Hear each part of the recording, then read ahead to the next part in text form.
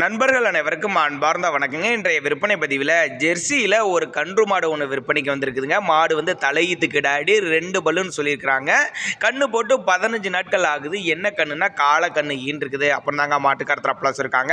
மாட்டுக்கு கண்ணுக்கு ரெண்டுக்குமே சொல்லி தவறல, சொல்லி சுத்தமான மாடும் கண்ணுன்னு தாங்க மாட்டுக்காரத்தில் ப்ளஸ் இருக்காங்க.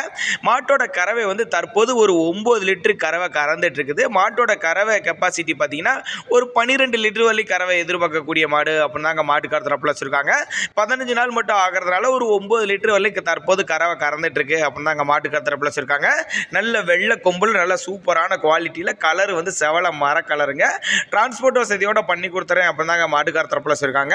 இந்த மாடு கண்ணு இருக்கக்கூடிய இடம்னு பார்த்தீங்கன்னா திருச்சி மாவட்டம் மணப்பாறை எடுத்து வையமுட்டியில் தான் இருக்குது. தேவைப்படும் நபர்கள் தாராளமாக கான்டாக்ட் பண்ணலாங்க. இந்த மாட்டோட கண்ணோட விலையை பொறுத்தவரை ஒரு 58,000 சொல்லியிருக்காங்க.